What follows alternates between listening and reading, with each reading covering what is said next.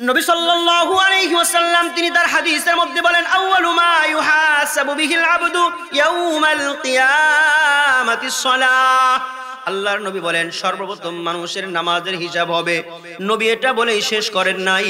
নবী সাল্লাল্লাহু আলাইহি ওয়াসাল্লাম তিনি বলেন, ফা ইন সালুহাত সালুহা সাইরু আমালিন।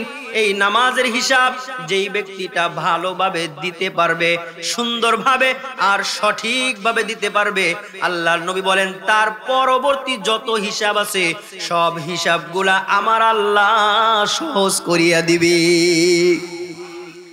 নবী সাল্লাল্লাহু আলাইহি ওয়াসাল্লাম তিনি এটা বলে শেষ করেন নাই। নবী বলেন, ওয়া ইন ফাসাদাত ফাসাদা সাইরু আমালিন।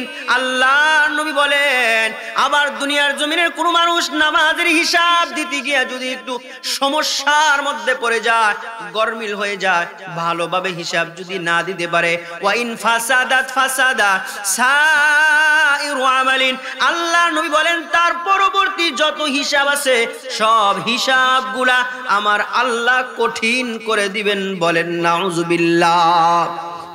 নবী সাল্লাল্লাহু আলাইহি ওয়াসাল্লাম তার হাদিসের মধ্যে বলেন, মানুষ যখন নামাজে আল্লাহকে সেজদা দেয় ওই মানুষটা আল্লাহর সব চাইতে নিকটে চলে যায়। বলেন না সুবহানাল্লাহ।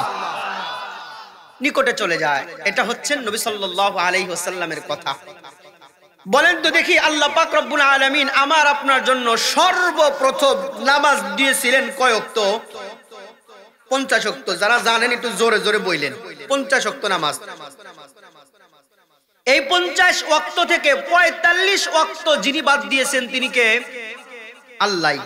আবার 50 ওয়াক্ত থেকে 45 বাদ দিয়া 5 ওয়াক্ত যিনি রেখেছেন তিনিও কে? আল্লাহ। বলেন তো আল্লাহর কথার কি কোনো লড়চড় আছে? কোনো লড়চড় নাই। আল্লাহ যা বলেন তাই করেন, কোনো লড়চড় নাই। তাহলে আল্লাহ প্রথমে দিলেন 50, 45 কমায়া দিলেন 5 ওয়াক্ত আছেন।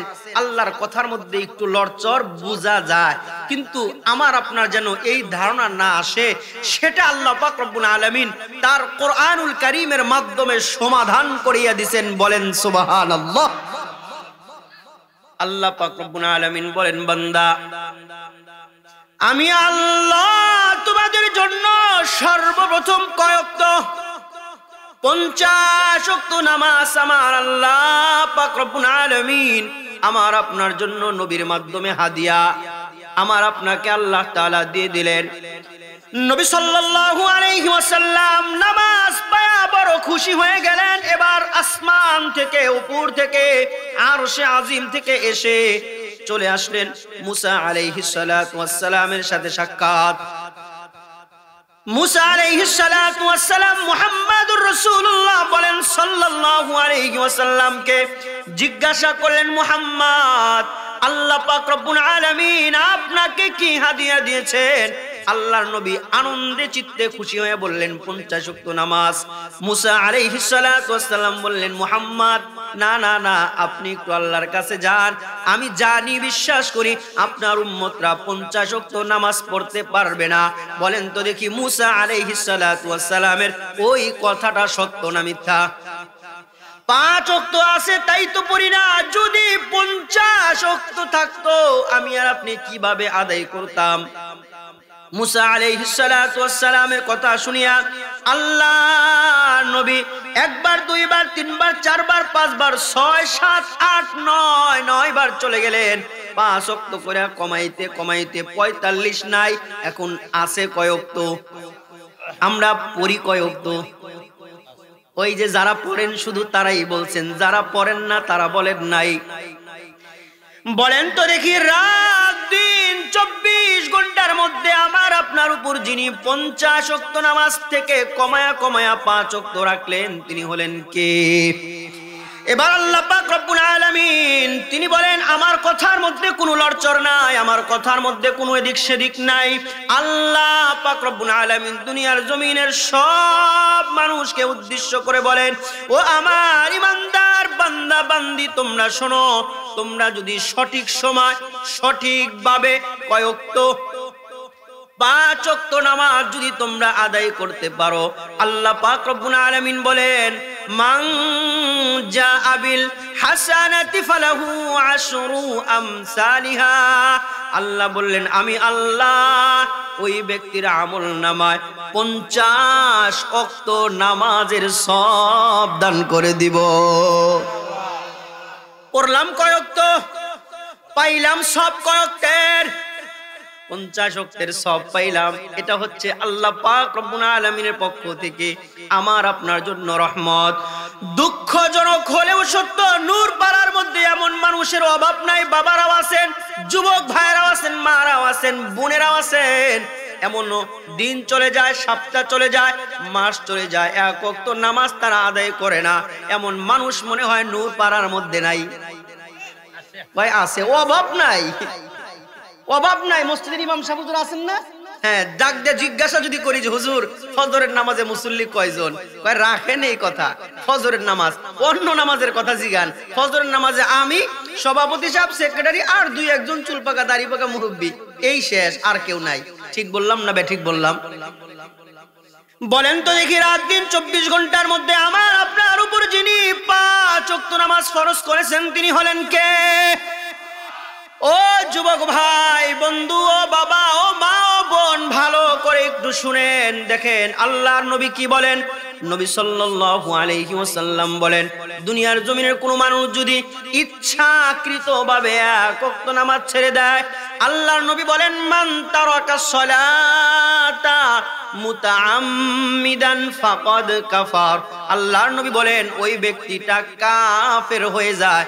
বলেন না নাউযুবিল্লাহ। ইচ্ছাকৃতভাবে এক ওয়াক্ত নামাজ ছেড়ে দিলেন, আল্লাহর নবী বলেন কাফের হয়ে যায়। নবী সাল্লাল্লাহু আলাইহি ওয়াসাল্লামের এই হাদিসের ব্যাখ্যায় মুহাদ্দিসিনে কেরামগণ বলছেন না না না, যদিও নবীজি কাফের শব্দটা ব্যবহার করেছেন। এ যুবক ভাই তুমি কই যাও? কইছি না আমি ধর্ম। নবী সাল্লাল্লাহু আলাইহি ওয়াসাল্লাম তিনি বলেন কাফের ব্যবহার করেছেন, কথাটা সত্য।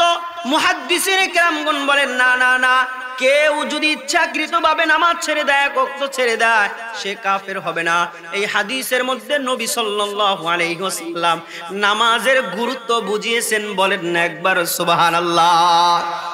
তাহলে নামাজ পড়া দরকার আছে না নাই?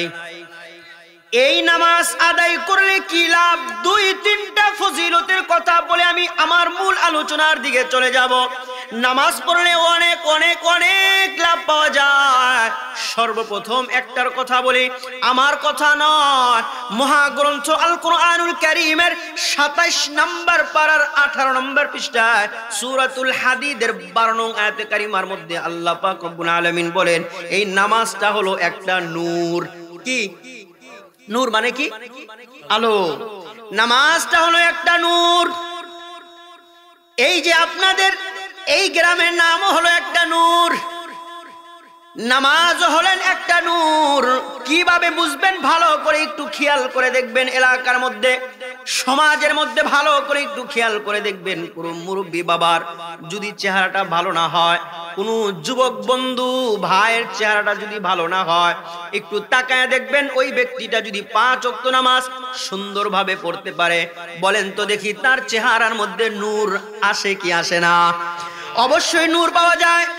আর যদি এই নূর পাড়ার মধ্যে একজন মুরব্বী বাবাও হোক অথবা যুবক ভাই হোক, সুন্দর চেহারাওয়ালা, স্মার্ট যাকে বলা হয়, সুন্দর দৈনন্দিন কয়েকবার করে ক্রিম মাখে মুখের মধ্যে, কিন্তু নামাজ পড়ে না এক ওয়াক্ত, ভালো করে তাকায় দেখবেন চেহারা যদিও তার সুন্দর, বডি যদিও তার ফিটফাট, কিন্তু চেহারার মধ্যে যাররা পরিমাণ নূরের কোনো আলো নাই। কথা বলেন ঠিক কিনা?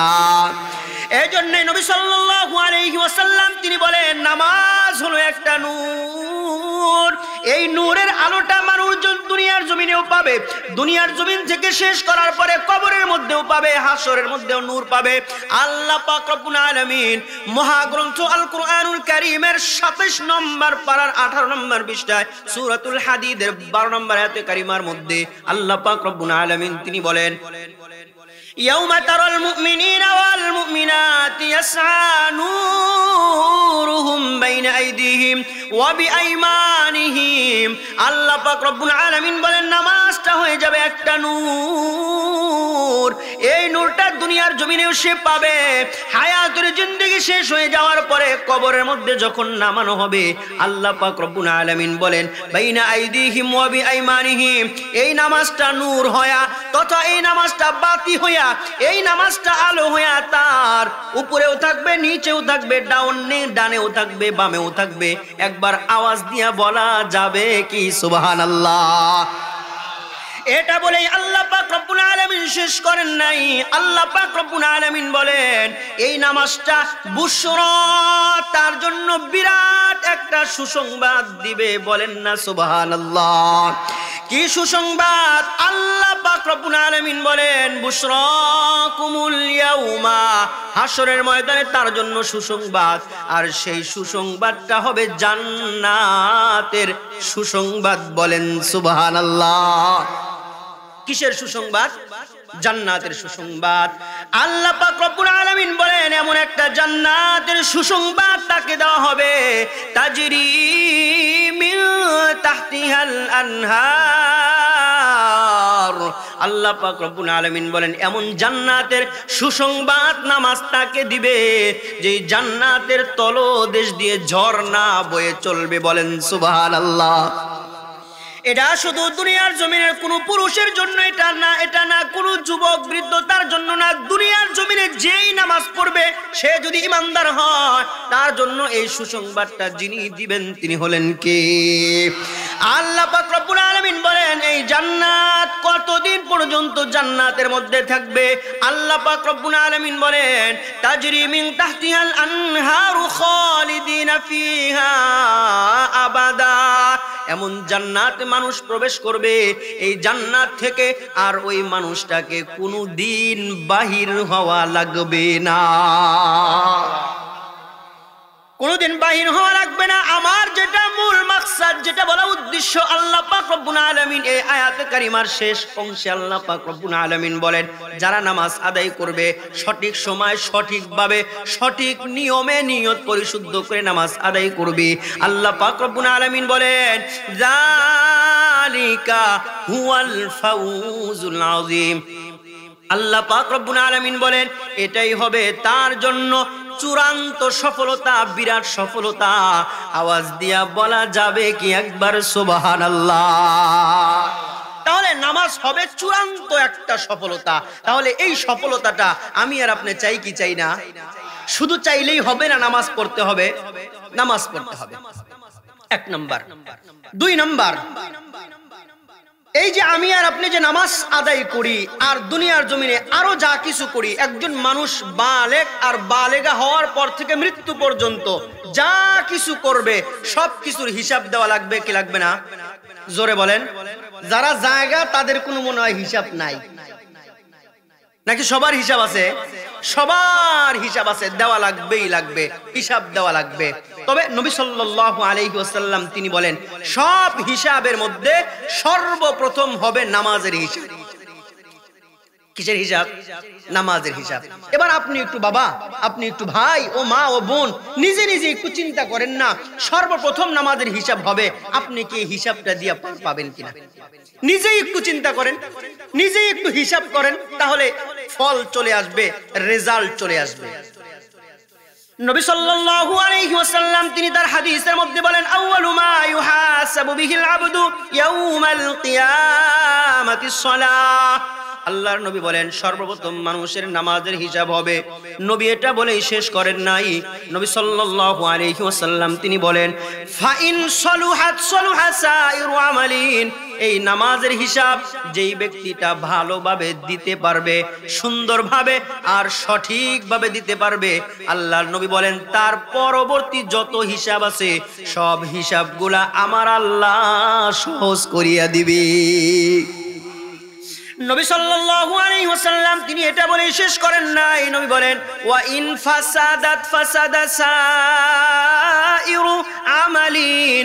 আল্লাহ নবী বলেন আবার দুনিয়ার জমিনের কোন মানুষ নামাজের হিসাব দিতে গিয়ে যদি একটু সমস্যার মধ্যে পড়ে যায়, গরমিল হয়ে যায়, ভালোভাবে হিসাব যদি না দিতে পারে, ওয়া ইন ফাসাদাত ফাসাদা সাইরু আমালিন, আল্লাহ নবী বলেন তার পরবর্তী যত হিসাব আছে সব হিসাবগুলা আমার আল্লাহ কঠিন করে দিবেন। বলেন নাউজুবিল্লাহ। বলেন তো দেখি আমার আপনার দুনিয়ার সব কর্মের হিসাব হবে কি হবে না? আমি আর আপনি যদি চাই যে সব হিসাবগুলা সহজ হয়ে যাক, তাহলে নামাজ আদায় করা দরকার আছে না নাই? শুধুমাত্র জুমার দিন নাকি শুধুমাত্র ঈদের দিন? না না না, দৈনিক। কথা বলেন ঠিক কিনা? কয় ওয়াক্ত? 5 ওয়াক্ত। 2 নাম্বার ফজিলত বললাম, নামাজ পড়লে কি লাভ? 3 নাম্বার একটা কথা নবী সাল্লাল্লাহু আলাইহি ওয়াসাল্লাম তার হাদিসের মধ্যে বলেন, as-salawatu khamsun, 5 ওয়াক্ত নামাজ। নবী সাল্লাম তিনি বলেন, দুনিয়ার জমিনের কোন মানুষ ফজরের নামাজটা আদায় করেছে জোহরের আগ পর্যন্ত, আবার জোহরের নামাজ পড়েছে ফজর থেকে জোহর পর্যন্ত, 5-6 ঘন্টা সময়ের প্রয়োজন, সময় লাগে, সময় হয়। নবী বলেন এই সময়টুকুর মধ্যে কেউ যদি ভুলে কোনো গুনাহ করে ফেলে, ফজর পড়েছে আবার জোহর পড়েছে, মধ্যবর্তী সময়ে যদি কোনো সগীরা গুনাহ হয়ে যায়, ওই গুনাহটা আমার আল্লাহ মাফ করে দিবেন। বলেন সুবহানাল্লাহ। নবী সাল্লাল্লাহু আলাইহি ওয়াসাল্লাম তিনি বলেন, as-salawatu khamsun wal jumu'atu ila al-jumu'ah wa ramadanu ila ramadan। আল্লাহ নবী বলেন 5 ওয়াক্ত নামাজ আপনি পড়েছেন, মাঝে মাঝে নামাজ ব্যতীত কিছু সময় হয়, এর মধ্যে যদি গুনাহ হয়ে যায়, আল্লাহর নবী বলেন ওয়াল জুমআতু ইলাল জুমআহ, কোন মানুষ জুমার নামাজ আদায় করেছে 1 সপ্তাহ, মনে করেন আজকে শুক্রবার জুমার নামাজ পড়েছেন, আবারও আগামী সপ্তাহে জুমার নামাজ আদায় করবেন, আল্লাহর নবী বলেন মধ্যবর্তী একটা সপ্তাহ যত গুনাহ হয় এই গুনাহগুলা আমার আল্লাহ মাফ করে দিবেন। নবী সাল্লাল্লাহু আলাইহি ওয়াসাল্লাম তিনি বলেন, ওয়া রমাজানু ইলা রমাজান, এক রমজানে আপনি ভালোভাবে সুন্দরভাবে জীবন যাপন করেছেন, নামাজগুলা পড়েছেন, আবার পরবর্তী রমজান মাসে আবারও ভালোভাবে নামাজ আদায় করেছেন, মধ্যবর্তী 1 বছর যদি আপনার কোনো গুনাহ হয়ে যায়, আমার আল্লাহ সেই গুনাহগুলাও মাফ করে দিবে। সুযোগ একটা পাইলেন, পড়বেন জুমার নামাজ, আবার পরের জুমার নামাজ, মাঝখানে 1 সপ্তাহের গুনাহ মাফ। পড়বেন 1 বছরের, এই যে রোজা আসতেছে এই রোজার 1 মাস পড়বেন, মাঝখানে 1 বছর বাদ দিয়ে আবার আগামী বছর রোজায় রাখবেন, গুনাহগুলো আল্লাহ মাফ করবেন। এ কথা সত্য, কিন্তু আমার কাছে একটা কথা বলেন, আজকে জুমার নামাজ কারা পড়ছেন এটা দেখবো না আমি, যারা পড়ছেন এবার তারা চিন্তা করতেছেন আগামী সপ্তাহ জুমার নামাজ পড়লে মাঝখানের 1 সপ্তাহের গুনাহ মাফ। আমার কাছে একটা কথা বলেন, এই 1 সপ্তাহ যে আপনি বাঁচবেন এই গ্যারান্টি আপনাকে কে দিছে? আছে? জোরে বলেন। নাই। নবী সাল্লাল্লাহু আলাইহি ওয়াসাল্লাম তিনি তার হাদিসের মধ্যে বলেন, ওয়া ইন ফাসাদাত সাইরু আমালিন, আল্লাহ নবী সাল্লাল্লাহু আলাইহি ওয়াসাল্লাম বলেন, ওয়া রমাজানু ইলা রমাজান মুকাফফিরাতুল লিমা বাইনাহুন্না ইযা জাতানাবাল কাবাইর। আল্লাহর নবী বলেন গুনাহটা যদি কবিরা গুনাহ না হয়, গুনাহটা যদি কবিরা গুনাহ না হয়, গুনাহটা যদি কবিরা গুনাহ না হয়, তাহলে আল্লাহ মাফ করে দিবেন, আর কবিরা গুনাহ হইলে আমার আল্লাহ মাফ করবেন না। কথা বলেন ঠিক কিনা? তাহলে এবার বলেন তো দেখি, নামাজ ইচ্ছাকৃতভাবে ছেড়ে দিলে কবিরা গুনাহ হয় কি হয় না? কবিরা গুনাহ হয়, এই জন্য নামাজ আদায় করতে হবে, নামাজ পড়তে হবে।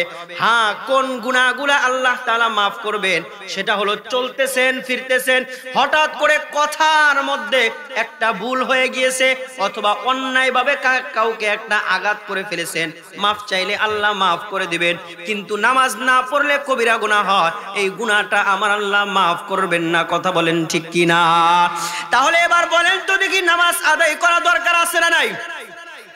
একদিন না প্রতিদিন, 1 সপ্তাহ না পুরা মাস, 1 মাস না পুরা বছর, আরে পুরা বছর না সারাটা জীবন। কথা বলেন ঠিক কিনা? এই সারাটা জীবন আমার আপনার উপর 5 ওয়াক্ত নামাজ যিনি ফরজ করেছেন তিনি হলেন কে?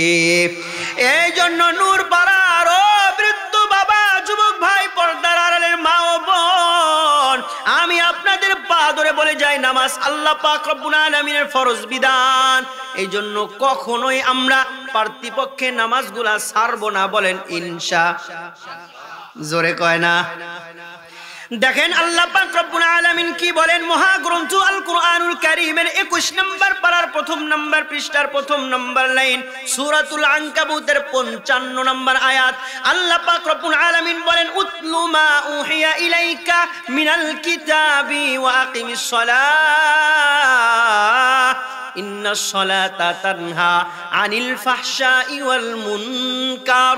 আল্লাহ পাক রব্বুল আলামিন বলেন ও দুনিয়ার জমিনের আমার ইমানদার বান্দা বান্দি শুনো, আল্লাহ পাক রব্বুল আলামিন বলেন দুনিয়ার জমিনের কোনো মানুষ যদি নামাজগুলো আদায় করতে পারে, আল্লাহ পাক রব্বুল আলামিন বলেন ফাহশাই ওয়াল মুনকার, তাকে আল্লাহ সব বিপদ, তাকে আল্লাহ সব ফাহেশা কাজ থেকে আমার আল্লাহ বাঁচায়া দিবি। নামাজ আদায় করলে সব গুনাহ থেকে ফাহেশা কাজ থেকে আমাকে আপনাকে যিনি বাঁচিয়ে দিবেন তিনি হলেন কে? তারপরে অনেক সময় আমার আপনার গুনাহ হয়ে যায়, কারণ আমরা হলাম দুর্বল, মানুষ হলো দুর্বল। এই দুর্বল হওয়ার কারণে আমার আপনার গুনাহ হয় কি হয় না? জোরে কয় না? গুনাহ আমার আপনার দ্বারা হয়ে যাক, কারণ আমরা হলাম দুর্বল। আমার কথা নয়, আল্লাহ পাক রব্বুল আলামিনের কথা। আল্লাহ পাক রব্বুল আলামিন বলেন ওয়া খুলিকাল ইনসানু দাঈফা। আল্লাহ নিজে বলেন, বলেন তো দেখি আমার আল্লাহর কথা সত্য না মিথ্যা? ওই আল্লাহ পাক রব্বুল আলামিন বলেন ওয়া খুলিকাল ইনসানু দাঈফা। আল্লাহ পাক রব্বুল আলামিন বলেন আমি আল্লাহ মানুষকে দুর্বল করে সৃষ্টি করেছি। ওই দুর্বল হওয়ার কারণে আমার আপনার গুনাহ হয়ে যায়। অনেক সময় শয়তানের ধোঁকায় পড়ে আমি আর আপনি গুনাহ করে ফেলি। অনেক সময় নফসের চাহিদা পূরণ করার জন্য আমি আর আপনি আমার আপনার দ্বারা গুনাহ হয়ে যায়। আল্লাহ পাক রব্বুল আলামিন যে গুনাহ করে তাকে আল্লাহ ডাক দেন। সে যদি পুরুষ হয় তাকে আল্লাহ ডাক দেন, সে যদি নারী হয় তাকে আল্লাহ ডাক দেন, সে যদি বৃদ্ধ হয় বা বৃদ্ধা হয় তাদেরকেও ডাক দেন, সে যদি যুবক হয় যুবতী হয় আল্লাহ তাকেও ডাক দেন। আমার কথা নয়, আল্লাহ পাক রব্বুল আলামিনের কথা। মহাগ্রন্থ আল কুরআনুল কারীমের 24 নম্বর পারার 3 নম্বর পৃষ্ঠা সূরাতুজ জুমারের 53 নং আয়াতে কারিমার মধ্যে আল্লাহ পাক রব্বুল আলামিন বলেন, মনে করেন নূর পাড়ার মধ্যে একজন মানুষ আছে যার নাম হলো আব্দুল করিম, আছে না নাই? উদাহরণ দিতেছি, আবার মনে কিছু কইরেন না। নূর পাড়ার মধ্যে যে কোনো একজন মানুষ গুনাহ করতেছে, এবার আল্লাহ পাক রব্বুল আলামিন তাকে ডাক দেয়, ও নূর পাড়ার মধ্যে আমার অমুক বান্দা বান্দি কেন গুনাহ করো? আল্লাহ পাক রব্বুল আলামিন তার ওই মহাগ্রন্থ আল কুরআনুল কারীমের 24 নম্বর পারার 3 নম্বর পৃষ্ঠা সূরাতুজ জুমারের 53 নং আয়াতে কারিমার মধ্যে আল্লাহ পাক রব্বুল আলামিন বলেন কুল, হে নবী আপনি বলে দেন। কাকে আপনি বলবেন? এখন যারা আছে তাদেরকে বলেন। দুনিয়ার জমিনে কিয়ামত পর্যন্ত যারা আসবে তাদেরকে উদ্দেশ্য করে আপনি বলেন। কি বলবেন? আল্লাহ পাক রব্বুল আলামিন বলেন ইয়া ইবাদি, হে আমার বান্দা বান্দি। যে গুনাহ করে তাকে আল্লাহ বলেন হে আমার বান্দা। যে মাহফিল থেকে উঠে যায় তাকে বলেন হে আমার বান্দা। যে মাহফিলে না বসে দোকানপাটে ঘোরাঘুরি করে তাকে আল্লাহ ডাক দেন হে আমার বান্দা। আল্লাহ পাক রব্বুল আলামিন বলেন আল্লাযীনা আসরাফু আলা আনফুসিহিম, ও আমার বান্দা, ও আমার বান্দি, গুনাহ করতে করতে সীমা লঙ্ঘন করে ফেলেছো, ইসরাফ করে ফেলেছো। আল্লাহ পাক রব্বুল আলামিন বলেন লা তাকনাতু মির রাহমাতিল্লাহ, তোমরা আমি আল্লাহর রহমত থেকে নৈরাশ হয়ো না। একবার আওয়াজ দিয়া বলা যাবে কি সুবহানাল্লাহ?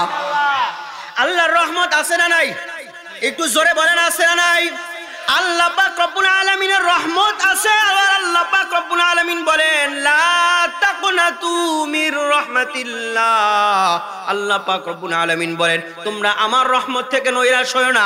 আল্লাহ পাক রব্বুল আলামিনের কি রহমত? আমার আল্লাহ পাক রব্বুল আলামিন বলেন ইন্নাল্লাহা ইয়াগফিরু আয-যুনুবা জামিআ। আল্লাহ বলেন ও বান্দা, আমি আমার রহমত আছে, আমার রহমতের দিকে তাকাইয়া আমার কাছে মাফ চাও, আমার কাছে ক্ষমা চাও, আমার কাছে তওবা করো।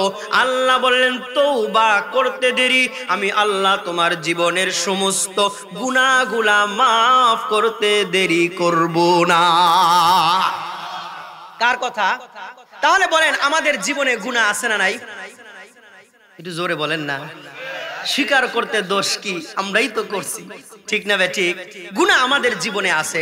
তাহলে এই গুনাহ নিয়ে যদি আমি আর আপনি আমরা যদি কবরে যাই, কবরের মাটি তো এমনিতেই চাপ মারবে, কবরের মধ্যে সাপের কোনো অভাব থাকবে না, আর ফেরেশতাদের লাত্তি উস্তা ঘুষি আর বাড়ির তো কোনো অভাব নাই।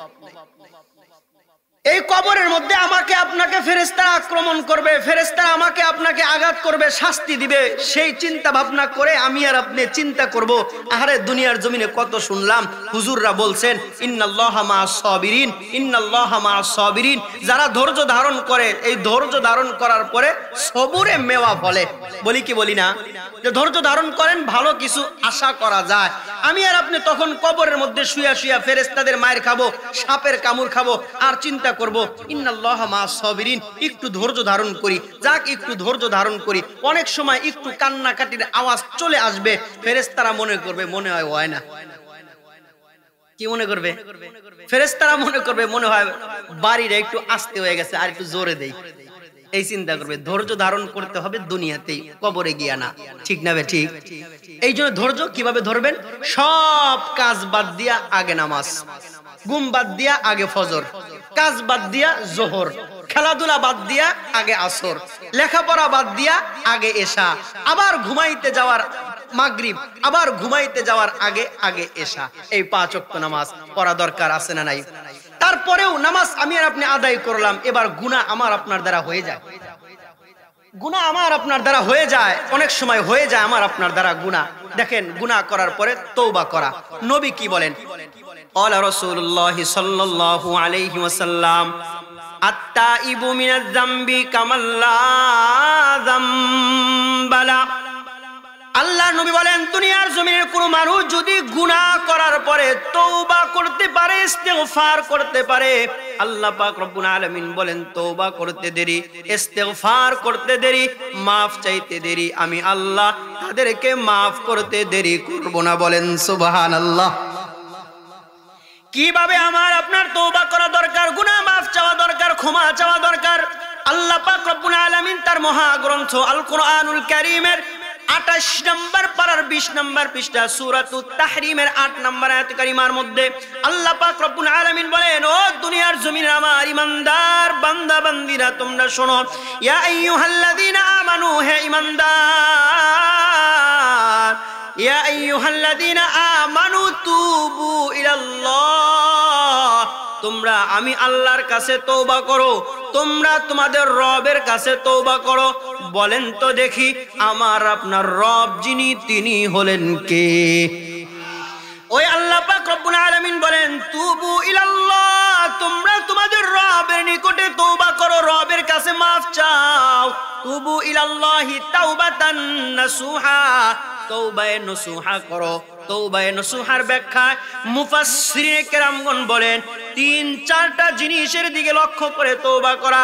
এর মধ্যে 1 নাম্বার, জীবনে যতগুলা গুনাহ করেছি এই গুনার জন্য অনুতপ্ত হওয়া, এই গুনার জন্য লজ্জিত হওয়া। 2 নাম্বার, এই গুনাহগুলা আর করব না এরকম চিন্তা ভাবনা করা। 3 নাম্বার, যদি চলমান কোন গুনাহ থেকে থাকে, ইচ্ছা করে থাকে, সেগুলা বাদ সঙ্গে সঙ্গে দেওয়া। 4 নাম্বার, আল্লাহ পাক রব্বুল আলামিনের হক যদি নষ্ট করে থাকি, ওই হকগুলা আদায় করা আর মাফ চাওয়া। 4 নম্বরের মধ্যে আরেকটা, হকুল ইবাদা, বান্দার হক যদি নষ্ট করে থাকি, হক পাওনাদারকে পাওনা দিয়ে দেওয়া, তারপরে মাফ চাওয়া। আর এরকম ভাবে যদি কেউ মাফ চাইতে পারে, আল্লাহ বললেন এটাই তওবায়ে নসুহা। নবী বললেন আত-তাইবু মিনাজ যামবি কামাল্লা যামবালা, এরকম ভাবে যারা তওবা করবে, আল্লাহ নবী বললেন এই তওবা করার পরে এমন ওই মানুষটাকে মনে হয় ওই মানুষটা জীবনে কোনো দিন কোনো ধরনের কোনো গুনাহ করে নাই। বলেন সুবহানাল্লাহ। এই মানুষটা এমন মনে হয় জীবনে কোনো দিন কোনো ধরনের কোনো গুনাহ করে নাই। এই জন্য এইভাবে তওবা করা। বুখারী শরীফের একটা হাদিসের মধ্যে হযরতে মুসা আলাইহিস সালাতু ওয়াস সালামের জামানায় আল্লাহর একজন বান্দার একটা সুন্দর ঘটনা নবী সাল্লাল্লাহু আলাইহি ওয়াসাল্লাম উল্লেখ করেছেন। যেই ব্যক্তিটার নাম হলো কিফিল। কি? কিফিল ব্যক্তিটার নাম হলো কিফিল। ব্যক্তিটা কেমন? এই ব্যক্তিটা হলো এমন, এমন কোনো গুনাহ নাই ওই ব্যক্তিটা করে নাই, এমন কোনো খারাপ কাজ নাই ওই ব্যক্তিটা করে নাই, এমন কোনো অপরাধ নাই ওই ব্যক্তিটা করে নাই। এবার মানুষ তো তার প্রতি সত্যিকার অর্থে অতিষ্ঠ হয় কি হয় না? খারাপ মানুষের প্রতি মানুষজন এরকমই হয়। এ কেমন মানুষ, এত গুনাহ করে, এত অপরাধ করে, এত মানুষকে নির্যাতন করে, এত মানুষের উপর জুলুম করে, এরকম মানুষ বলে কি বলে না? এরকম মানুষ বলে। আবার সমাজের মধ্যে কেউ যদি মানুষের উপর জুলুম করে, সমাজের মধ্যে কোনো মানুষ যদি খারাপ হয়ে থাকে, দেখবেন সে আরো সুযোগ খুঁজে খারাপ কাজ করার জন্য। একবার কারো উপর জুলুম করেছে, সে কিছু বলে নাই, আবার জুলুম করে, সেও কিছু বলে নাই, সে আরো এরকম সুযোগ খোঁজে। সুযোগ সন্ধানী লোক যাদেরকে বলা হয়, গুনাহ করার ইচ্ছা তারা করে আর সুযোগ খুঁজে কখন কোন গুনাহটা করা যায়, কখন কোন অপরাধটা করা যায়, এরকম ভাবে চিন্তা করে। ঠিক তদ্রূপ ভাবে মুসা আলাইহিস সালাতু ওয়াস সালামের জামানায় আল্লাহ পাক রব্বুল আলামিনের একজন বান্দা, যার নাম হলো কিফিল, এই ব্যক্তিটার ধন সম্পত্তির কোনো অভাব নাই। এই ব্যক্তিটা একদিন তার নিজ বাসভবনের মধ্যে সুন্দর করে সাজিয়েছে, বাগান বানিয়েছে, বাগান বাড়ি বানিয়েছে। এই ব্যক্তিটা তার বাড়ির মধ্যে সোফা সেটের মধ্যে সুন্দর করে হেলান দিয়ে বসে আছে। ওই সময় আল্লাহ পাক রব্বুল আলামিনের একজন বান্দি, অভাবী মানুষ, 2-3 দিন যাবত তার ঘরে কোনো খাবার নাই, 2-3 দিন যাবত তার ঘরের চুলায় কোনো আগুন জ্বলে না। ওই ব্যক্তিটা হাঁটি হাঁটি পা পা করে সমাজের মধ্যে, রাস্তার মধ্যে বাহির হয়ে যায়। সে নিজে নিজে চিন্তা করে, যায় দেখি কারো কাছে কিছু অর্থ পাওয়া যায় কিনা, যেই অর্থগুলা দিয়া আমি আমার জন্য একটু খাবার সংগ্রহ করব, পরিবারের মধ্যে ছোট ছোট মাসুম বাচ্চা সন্তানরা আছে, তাদের জন্য খাবার গ্রহণ করব। এই চিন্তা ভাবনা করিয়া আল্লাহ পাক রব্বুল আলামিনের ওই বান্দিটা হাঁটি হাঁটি পা পা করে সর্বপ্রথম একজন মানুষের সাথে সাক্ষাৎ হয়। সালাম বিনিময় করার পরে তাকে বলেন, ও ভাই, পরিবারের মধ্যে বড় অভাব, কোনো খাবার নাই, বাড়ির মধ্যে খাবার নাই, আমি না হয় বয়স্কা একজন মহিলা, বয়স আমার হয়েছে, আমি না হয় 1 দিন 2 দিন 3 দিন শুধুমাত্র পানি খেয়ে থাকতে পারবো, কিন্তু ও ভাই, আমার পরিবারের মধ্যে বেশ কয়েকজন ছোট ছোট মাসুম বাচ্চা আছে, তারা তো 1 দিন তো দূরের কথা, অর্ধেক দিনও তো তারা না খেয়ে বসতে থাকতে পারবে না। ও ভাই, আমাকে একটু অর্থ দেন, যেই অর্থগুলা নিয়ে পরিবারের জন্য কিছু বাজার করে পরিবারকে একটু তাদের সামনে দিতে পারবো। সে বলল, না, আমার কাছে কোনো অর্থ নাই। 2 নাম্বার একজনের কাছে গেল, সেও বলল আমার কাছে নাই। 3 নাম্বার একজনের কাছে গেল, সেও বলল, না, তোমাকে দেওয়া যাবে না, আমার কাছে তোমাকে দেওয়ার মতো কোনো অর্থ সম্পদ নাই। এই আল্লাহর বান্দিটা চিন্তা করলেন, আরে কেউ আমাকে দিতেছে না। এবার হাঁটি হাঁটি পা পা করে যখন বাড়ির দিকে ফিরে যায়, তখন সামনেই পড়ছে কিফিলের বাড়ি। আর ওই কিফিলটা বাড়ির মধ্যে গেট খুলে বসা ছিল। আল্লাহ পাক রব্বুল আলামিনের বান্দি চিন্তা করলেন, কিফিলের তো সম্পত্তির কোনো অভাব নাই, যাই গিয়ে একটু আমার পরিবারের হালতগুলো, অবস্থাগুলা বলি, তাহলে যদি তার দয়া হয়, তার কাছে তো সম্পত্তির অভাব নাই, সে দিতে পারে। এই চিন্তা ভাবনা করিয়া কিফিলের কাছে সে চলে যায়। এবার কিফিল তো বসে আছে গুনাহ করার জন্য, সুযোগ সন্ধানী লোক সুযোগ খুঁজতেছে কখন কোন গুনাহটা করা যায়। এবার আল্লাহর বান্দি কিফিলের সামনে গিয়া কথোপকথন শেষ করার পরে এবার আল্লাহর বান্দি কিফিলকে উদ্দেশ্য করে বললেন, ও ভাই, তোমার তো সম্পত্তির অভাব নাই, আমি গরিব অসহায় একজন মা, আমি 2-3 দিন যাবত কোনো কিছু খাই না, শুধুমাত্র পানি পান করে বসে আছি। এবার আল্লাহর বান্দি তাকে কিফিলকে বলেন, শুনো, আমার পরিবারের মধ্যে 2-3 জন ছোট ছোট মাসুম বাচ্চা আছে, তাদেরও একটু খাবারের প্রয়োজন, তুমি আমাকে অল্প কিছু টাকা দাও, আমার যখন সময় হবে, আমার কাছে যখন অর্থ আসবে, আমি তোমাকে অর্থগুলা দিয়ে দিব। এই কথাটা বলার পর কিফিল সে নিজে যে চিন্তা করতেছেন, সুযোগ একটা পাইলাম, হাত ছাড়া করা যাবে না। এবার আল্লাহর বান্দা কিফিল ওই আল্লাহর বান্দিকে বলে, রে, তোমার কয় টাকার প্রয়োজন, তখনকার জামানা বলা হয় যে দিরহাম, 60 দিরহামের প্রয়োজন, তুমি আমাকে 60 দিরহাম দাও, এর বেশি দেওয়া লাগবে না, এটা দিলেই হয়ে যাবে, পরিবার 2-3 দিন চলতে পারবে।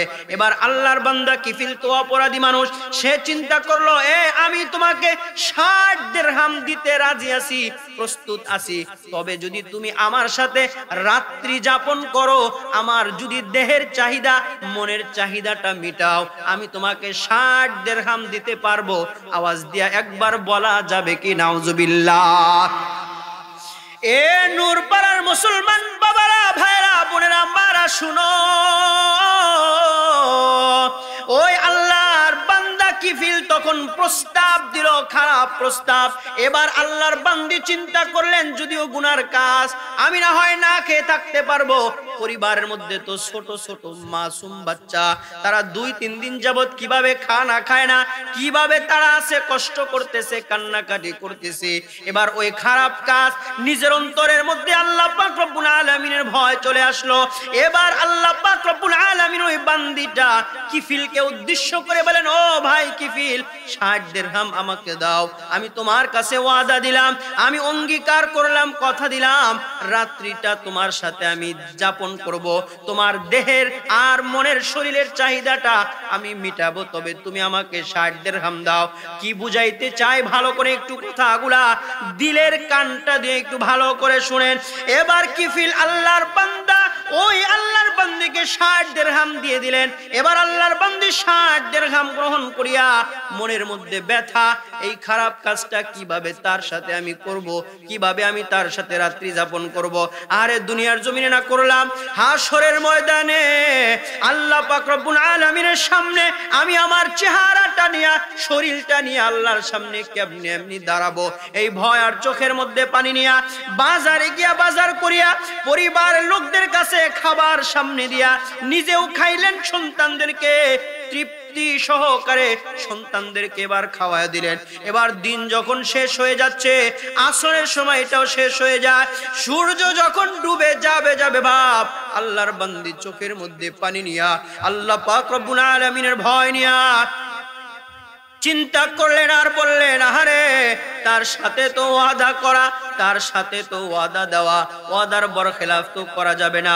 সূর্য যখন ডুবে গেল, রাত যখন একটু চলে আসলো, আল্লাহর বান্দি, ওই আল্লাহর বান্দিটা কিফিলের প্রস্তাবে যেহেতু রাজি হয়েছিল, হাঁটি হাঁটি পা পা করে আল্লাহর বান্দিটা কিফিলের বাড়ির মধ্যে চলে যায়।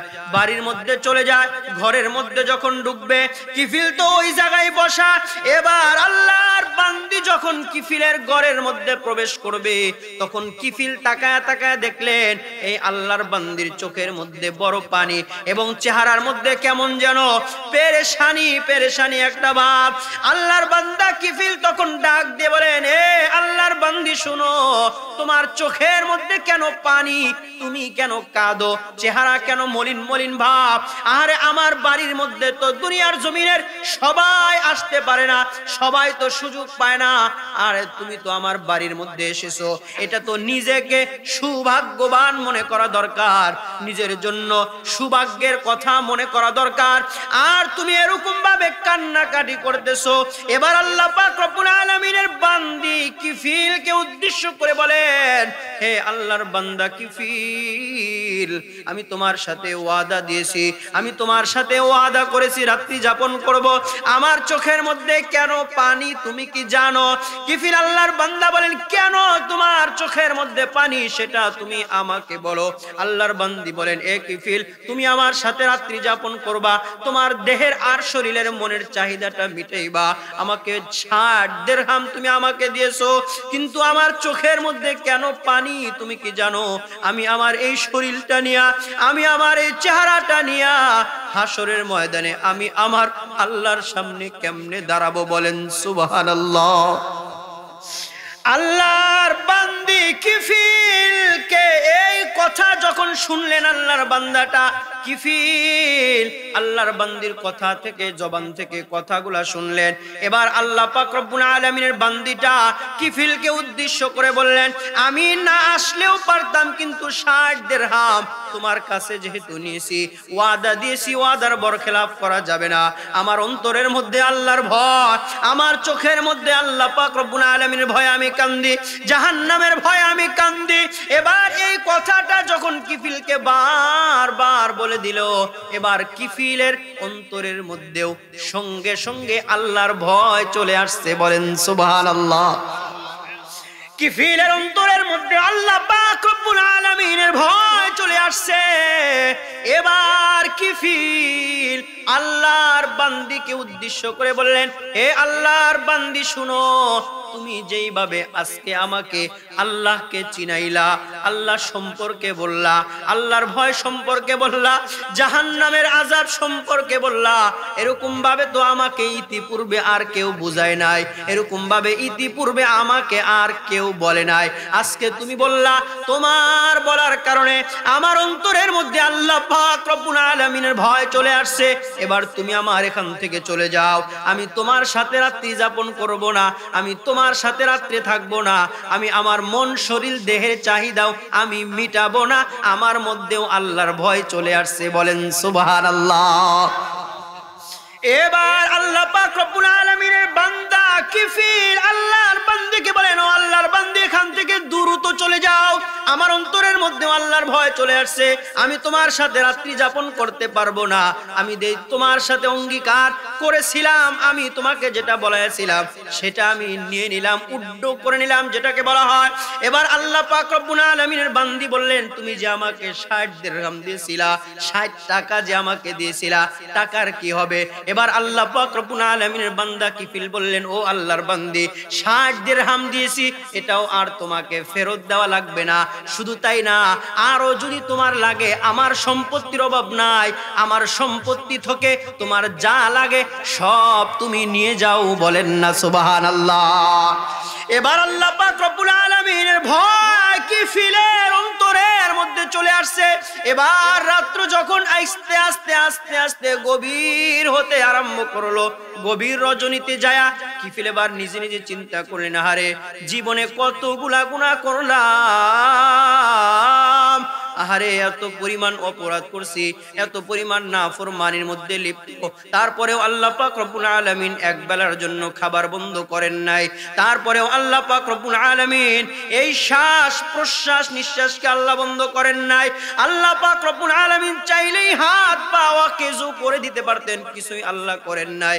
এরকম ভাবে গভীর রাতে ফোপায়া ফোপায়া আল্লাহ পাক রব্বুল আলামিনের দরবারে কান্দে, আল্লাহ পাক রব্বুল আলামিনের কাছে মাফ চায়, আল্লাহ পাক রব্বুল আলামিনের কাছে তওবা করে। আল্লাহ পাক রব্বুল আলামিন সঙ্গে সঙ্গে ওই পাপিষ্ট মানুষের তওবাটাও আমার আল্লাহ কবুল করে নিয়েছে। বলেন তো দেখি, যে আল্লাহ কিফিলের তওবাকে কবুল করেছিলেন, ওই আল্লাহ এখন আছেন না নাই? শক্তি কইমা গেছে, কোনো কিছুই হয় নাই, কোনো কিছুই হয় নাই, ওই আল্লাহ তাআলা এখনো আছেন। তাহলে বলেন তো দেখি, এখানে আমরা যারা উপস্থিত আছি, আম্মা জানেরা যারা আছেন, ওই নূর পাড়ার মধ্যে যারা বসবাস করেন, আমার তো মন বলে, দিল বলে, কিফিল যেই পরিমাণ গুনাহগার ছিল, ওই পরিমাণ গুনাহ এই এলাকার মধ্যে কেউ করে নাই। কথা বলেন ঠিক কিনা? তাহলে আল্লাহ পাক রব্বুল আলামিন যদি কিফিলের তওবা কবুল করিয়া নিয়া তাকে মাফ করতে পারেন, বলেন তো দেখি, আমি আর আপনি আমরা আমাদের গুনার জন্য যদি আল্লাহ পাক রব্বুল আলামিনের কাছে মাফ চাইতে পারি, তওবা করতে পারি, ওই আল্লাহ আমাকে আপনাকে আমাদেরকেও মাফ করবেন কি করবেন না? এ নূরপাড়ার বাবারা, ভাইরা, মারা, বোনেরা, শুনো, রাত্র কিন্তু ধীরে ধীরে ধীরে ধীরে আস্তে আস্তে গভীর হইতেছে। ভালো করে একটু বুঝবেন। এক নম্বরে আল্লাহ পাক রব্বুল আলামিনের জন্য কিফিলের অন্তরের মধ্যে ভয় চলে আসে, আল্লাহর কাছে সে তওবা করেছে। দুইটা কারণে কিফিলকে আল্লাহ পাক রব্বুল আলামিন মাফ করেছিলেন। আস্তে আস্তে একটু সামনে আগায়। এবার রাত্রের বেলায় কিফিল আল্লাহ পাক রব্বুল আলামিনের দরবারে তওবা করলেন। আল্লাহর কি কুদরত, আল্লাহর কি খেলা! ওই রাত্রে কিফিলের হায়াতের জিন্দেগি শেষ হয়ে গেছে, কিফিল মৃত্যুবরণ করেছে।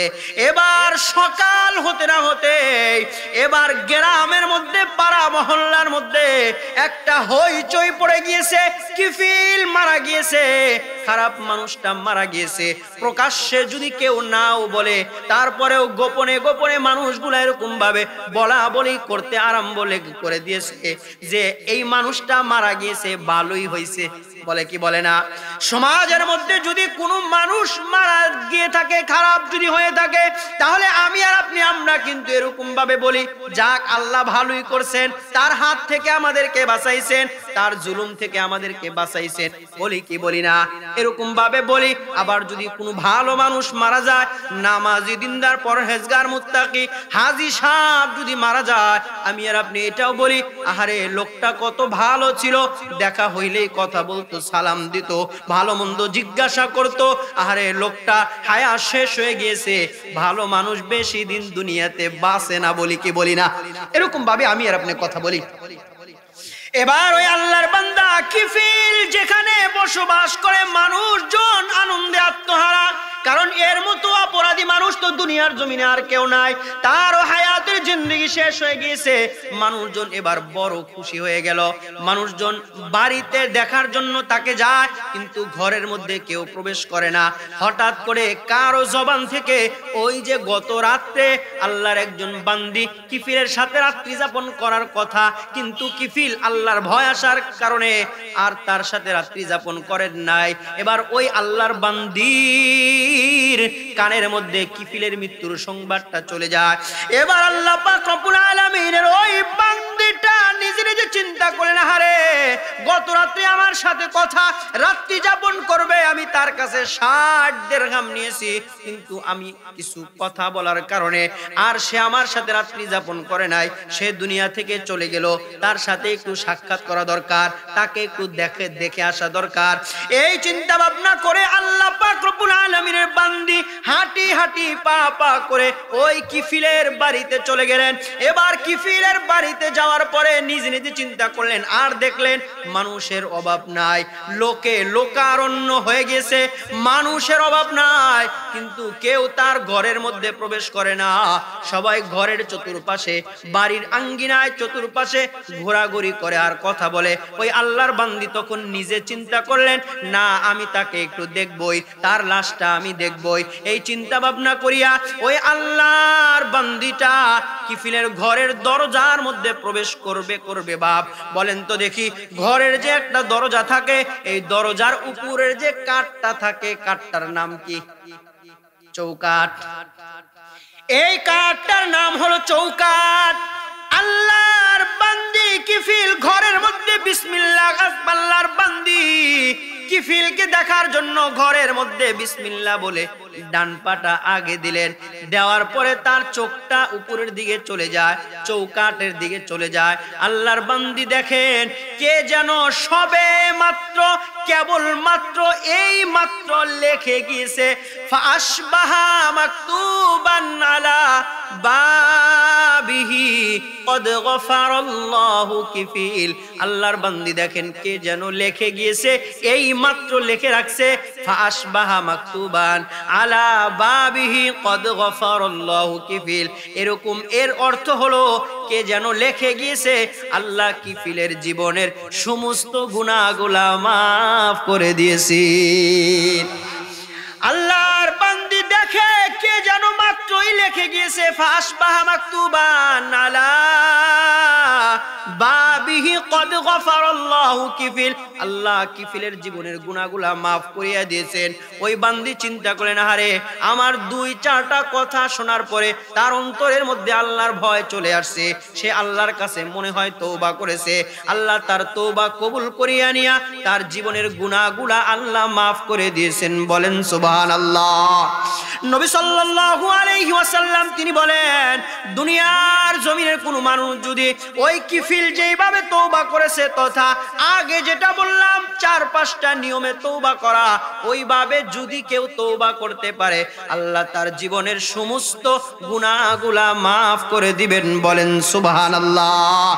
এবার দেখেন আল্লাহ পাক রব্বুল আলামিন কি বলেন। আল্লাহ তাআলা বলেন, ফাউলাইকা ইউবাদদিলুল্লাহু সাইয়্যাতিহিম হাসানাত। আল্লাহ পাক রব্বুল আলামিন বলেন, কেউ যদি ওই নিয়ম মেইনটেইন করে তওবা করতে পারে তথা জীবনে আর কোনোদিন গুনাহ করবে না, চলমান গুনাহ থাকলে এখনই বাদ দিয়ে দিবে, আর কোনোদিন কোনো গুনাহ করবে না, শুধু নেক আমল করবে, এরকম ভাবে যদি কেউ তওবা করতে পারে আল্লাহ পাক রব্বুল আলামিন বলেন, ফাউলাইকা ইউবাদদিলুল্লাহু সাইয়্যাতিহিম হাসানাত। আল্লাহ পাক রব্বুল আলামিন বলেন, ও আমার বান্দা, ও আমার বান্দি শোনো, এইভাবে যদি তোমরা তওবা করতে পারো, আজকে মনে করেন তওবা করলাম, আজ থেকে আমাদের জীবনের ইতিপূর্বে যে দিনগুলা সময়গুলা অতিবাহিত হয়ে গিয়েছে এর মধ্যে যত ধরনের গুনাহ আমি আর আপনি করেছি, ফাউলাইকা ইউবাদদিলুল্লাহু সাইয়্যাতিহিম হাসানাত। আল্লাহ বললেন ওই গুনাহগুলা আমি আল্লাহ নেকির দ্বারা পরিবর্তন করে দিব। বলেন সুবহানাল্লাহ। কিসের দ্বারা পরিবর্তন করবেন?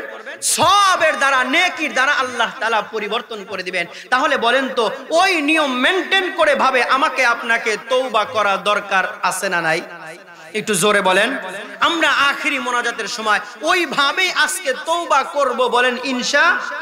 জোরে বলেন ইনশা। আরো জোরে বলেন ইনশা আল্লাহ। এক নাম্বার তো তওবা করা। কিফিলকে আল্লাহ তাআলা মাফ করেছিলেন 2টা কারণে। কয়টা? কয় না, কয়টা? একটু জোরে বলেন না, কয়টা? 2টা কারণে। এক নাম্বার কি কারণ? সে একজন মানুষকে, অসহায় মানুষকে আল্লাহর খুশির জন্য প্রথমে তো এমনি দিয়েছেন, যখন আল্লাহর ভয় আসছে তখন তাকে বলেছিলেন আমি তোমাকে এটা দিয়ে দিলাম আল্লাহর খুশির জন্য, লাগলে আরো দিব, তথা আগে দান করেছে, দান করার পরে তারপরে তওবা করেছে। এবার এই 2 কাজ করার পরে তওবা করলে আল্লাহ মাফ করেন কি করেন না?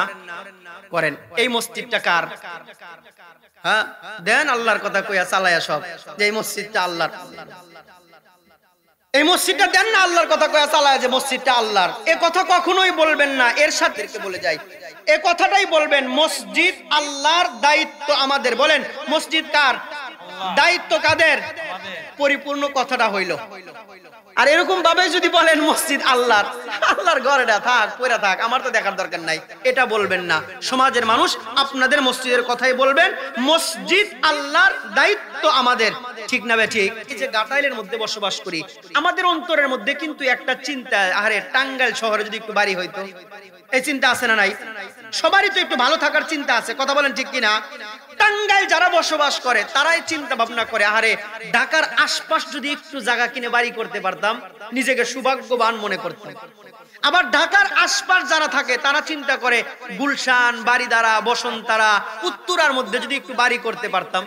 এই চিন্তা সবার অন্তরের মধ্যে আছে না নাই? বলেন তো দেখি, এই গাটাইল যারা বসবাস করে তারাই কি শুধু মৃত্যুবরণ করার পরে ধন সম্পত্তি রাইখা যায়, আর ঢাকা যারা মরে তারা নিয়ে যায়? হ্যাঁ, কেউ নিতে পারে না, সবাইকে রাইখা যাইতে হয়। গাটালে যারা বসবাস করে তার কাছে যতটুকু আছে এটাও রাইখা যাইতে হয়। ঢাকায় যারা বসবাস করে তার কাছে যেই পরিমাণই আছে তাকেও ওই পরিমাণই রাইখা যাইতে হয়। আওয়াজ দিয়ে বলেন ঠিক না বেঠিক?